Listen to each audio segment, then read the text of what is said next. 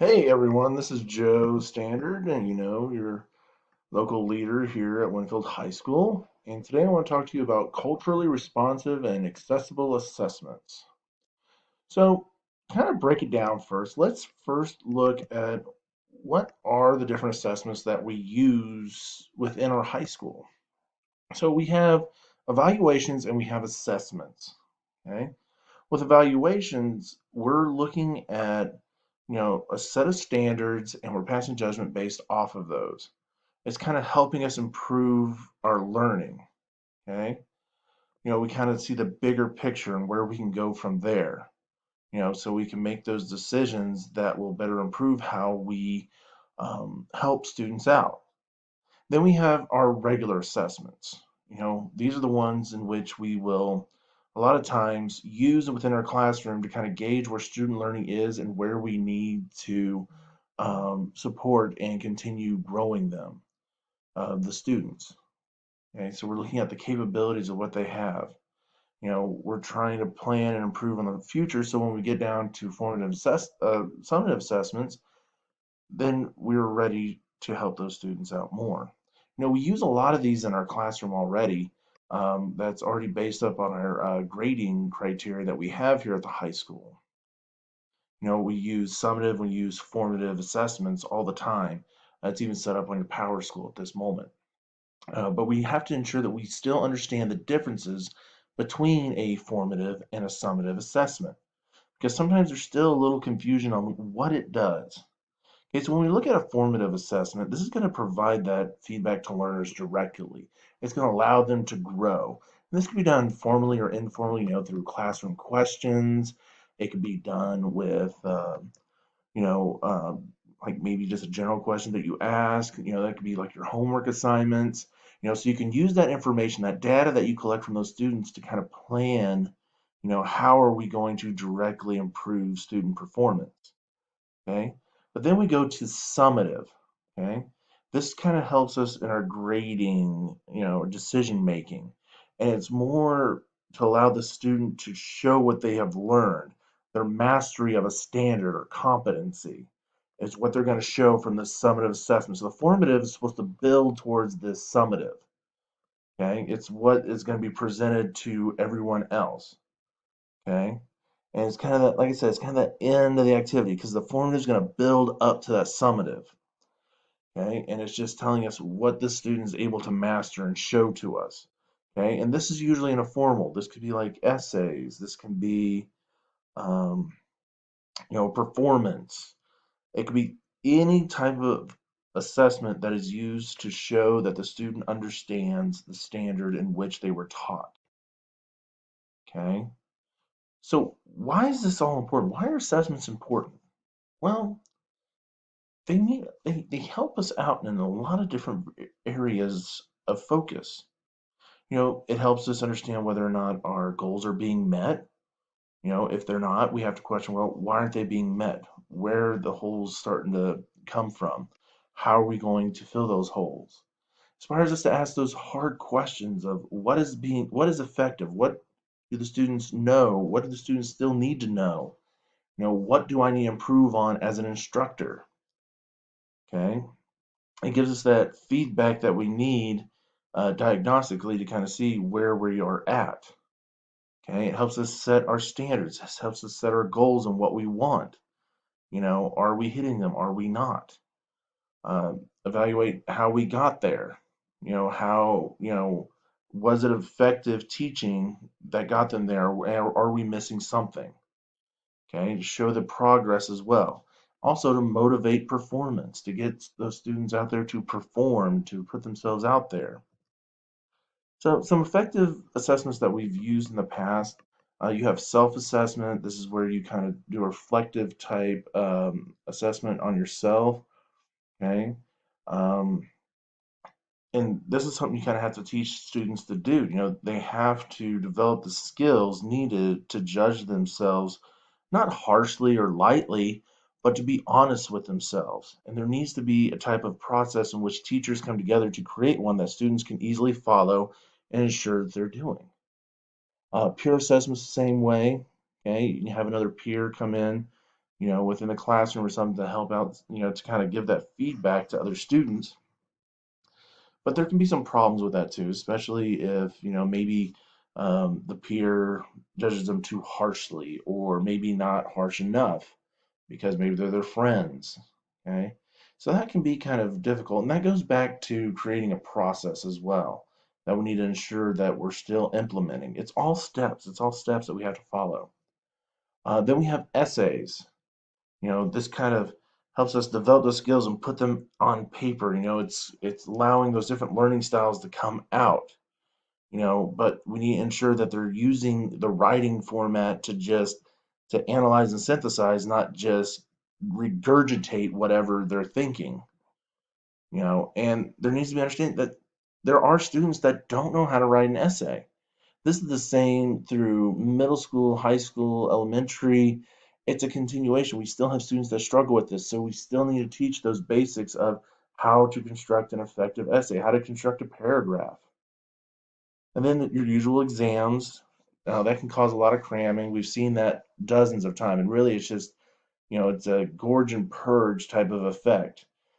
To kind of get away from that, we have to kind of set it up for deep learning, or showing up to demonstrate that they understand fully. So adding in essay questions, adding in deep thought, instead of multiple choice, fill in the blank. You want to make sure that students are giving their full deep thought into this process and not just regurgitating things. That's not what we want. We want them to be thinkers. We want them to be able to make those connections.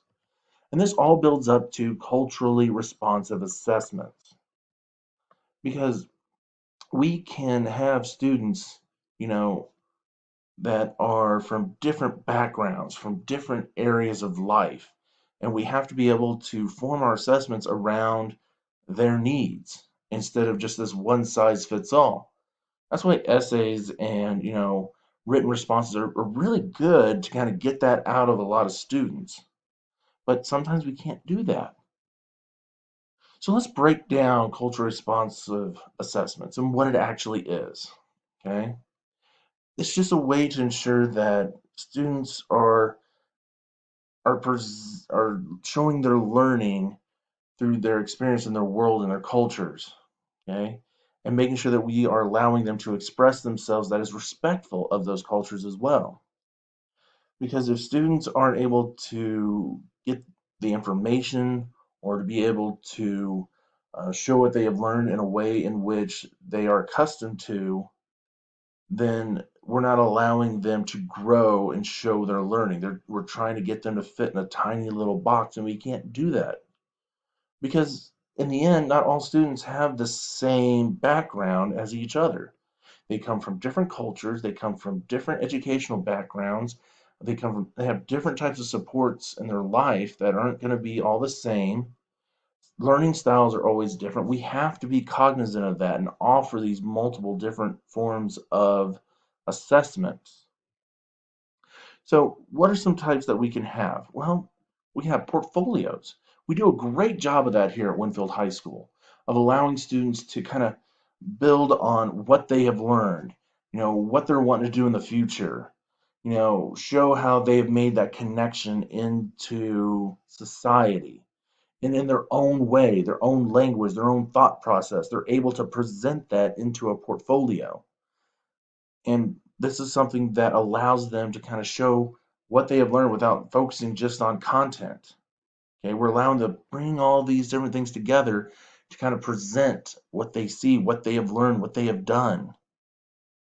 Okay, so that's kind of an all-around tier one type of assessment that we can use. We do a great job here at Winfield High School to do that. Now, I would like to see it expanded on it into other grades to focus on like maybe smaller portfolios within like classrooms and everything, or within an encompassing year. Just kind of allow them to share their own personal stories and being culturally respectful to them. Another thing we have to keep in mind here that we don't always think about within our content areas is the fact that we have a good amount of students that are English language learners. And sometimes we're trying to get them to just focus in on English mainly instead of teaching them the content. We have to get around that. We pres- have to give them these assessments that they can easily understand and be able to present their own thoughts. Okay.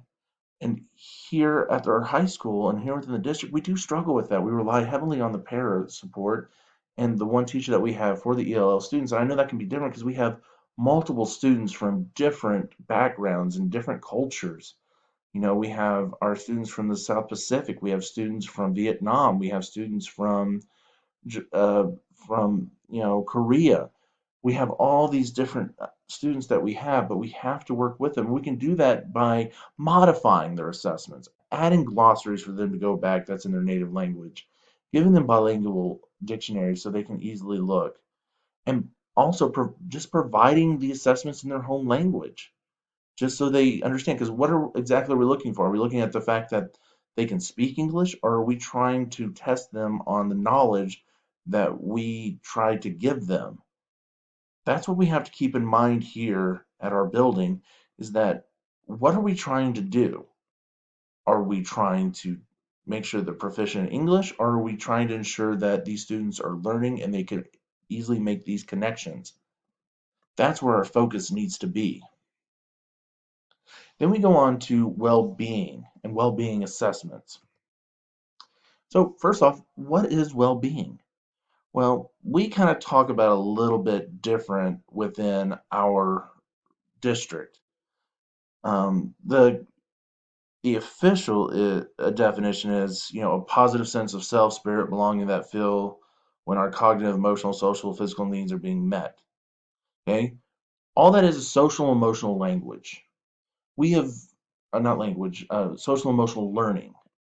And we have been doing that now for a long time now, trying to reach those students to help them with their social emotional, planning activities, assessing, how they are doing, through FastBridge and through questioning. Okay. We have been working on this for so long, so this is nothing really too new. This is just kind of phrased a little differently than what we're used to, and it's still encompassing of what we focus on, you know, how outside is affecting their lives or what's motivating them. How do we address anxiety? How to get them more active? What, planning for the future, and ensuring that they have a safe environment. Okay, those are all the SEL points that we always focus on within our building. So this is nothing really new. We just have to start thinking about how do we assess that data. But some things we can focus on to kind of improve that, and this is something we talk about all the time, and that is building those relationships with students as imperative that we have to do. Because if we're not building those relationships, those students don't build that trust. They don't build that acceptance. They have to have that positive relationship built with teacher, staff, and with each other. And we have to model that, and we have to do it constantly. Belonging and behavior management. Okay. This kind of goes on with building that relationship. That's still, creating that sense of belongingness. And this is really important for a lot of our students that are culturally different. We want to set up an atmosphere that is there for them to feel like they belong and that they can grow and that they're a part of our community. And to really enforce that, this goes back to building those positive relationships, but this time building positive relationships between teachers to discuss, what an individual student's difficulties might be, their character, their strengths, kind of coming together to create kind of an idea of what you can do together to ensure that that student is successful. But it's not going to do any good if there's not parental involvement. Getting families involved within school decisions, with, how do we support individual students as well. Also addressing bullying. That has always been a major function here at in our building. We do that through different organizations, and we do that through, our student government, through teacher support as well. This is something we really need to focus on more because it's the things that we don't see that cause the problems. And then talking about anxiety. We have to adapt our lessons to classes' needs and knowledge to decrease that anxiety that students have within the classroom. That includes following 504 plans. That includes, thinking about, am I trying to scare the student to death or am I trying to assess what the student knows? If the student has an understanding of what is going to be on the test, then anxiety decreases. So we have to ensure that we are doing that. Using assessment appropriately. This is always an important thing because sometimes we don't really do that. So we have to focus in on how can we use it appropriately.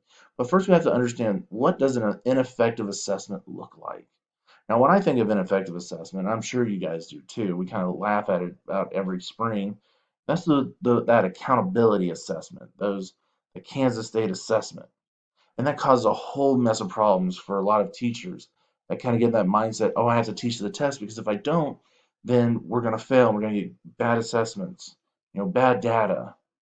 Okay, we also complain about inadequate sampling. That is, it's testing one kid on a particular day out of the year, and there's a whole million different other things that probably happen to that kid. And it's indirect, it's not directly towards them, it's not set up for them specifically. That goes back to cultural accommodating. It's not really taking into account, all these different experiences, all these different cultures. And it's kind of punishment mentality too, where if you don't do this or you do bad on this, something bad's going to happen. It does not take into account any of the issues that other students have. Really, and this is great what I've seen with social studies, and like I said, this is something we can't really change, but we can kind of change our mindset because social studies, for their state assessments, they get to create their own that fits their students' needs, and they're able to use those standards to kind of gauge where the student's mastery is at. And that's the kind of mindset we need to have in our individual classrooms for all the major contents. And we need to focus on that too, that, the test is always going to be there, but we need to teach our students, what they need to know. And it's always kind of an amazing thing when you think about it that way, that we need to get out of that mindset. The state's not going to change it, but as long as we can show that our students are learning, that's where we need to be. So how do we improve?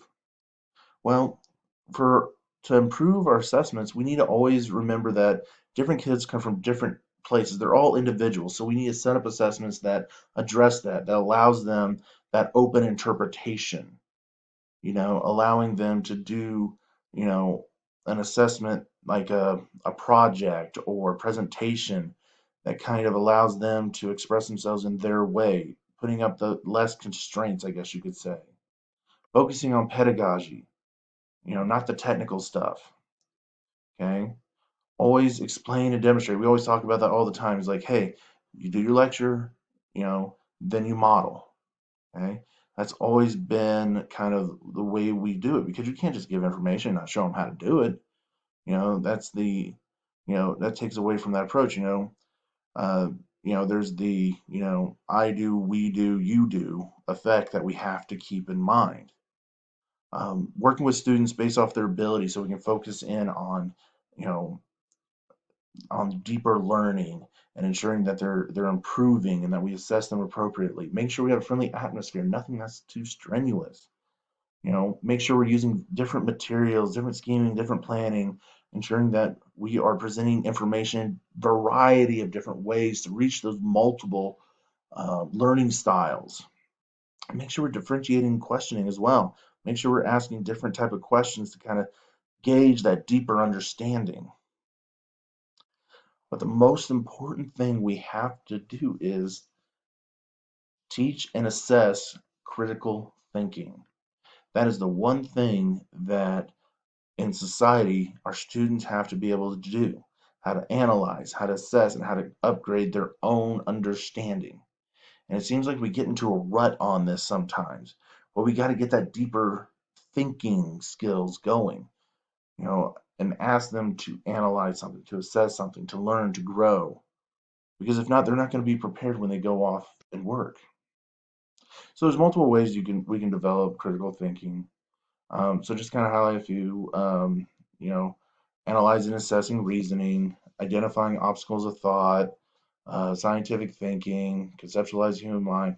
It's all there. You can review that like any time. But we do have structures in place to help with those critical thinking skills. But you're not in this alone. You do have support. And as a leader, I can help develop roles for each and every one of you to perform to ensure that not one, it's only focused on one person that has to do this. This is us coming together to work for the common good. So we have to be able to have roles set up for each and every individual. We must strengthen our culture and build collaboration. Collaboration is very important for today. It's important for a long time. If we do not collaborate and work together, then we are not ensuring that students are coming together. So I want to allow you guys that time to collaborate, to strengthen our culture, strengthen our bond. And I want to set that direction. We need to have that goal in which we are going towards. Okay. So distributing leadership, working to improve student learning, that all comes down to collaboration and making sure that we all have ownership with what we are doing. So some things here at USD 465 that we focus on to ensure that we are culturally responsive to our students, to ensure that they're growing, they're learning, they're being assessed correctly. One of our goals is to align, design, deliver curriculum that engage students in meaningful and authentic learning using data. Okay? We must ensure that we are addressing what our students' needs are. And we must back that up with information to support what we know and what we can do. And the most important thing that we do is build those relationships. Build those relationships that are built on being respectful of culture, rigor, and results. If we can do that and come together, then we shall be successful. Thank you for watching my video. I hope you guys have a wonderful day. If you have any questions, please let me know.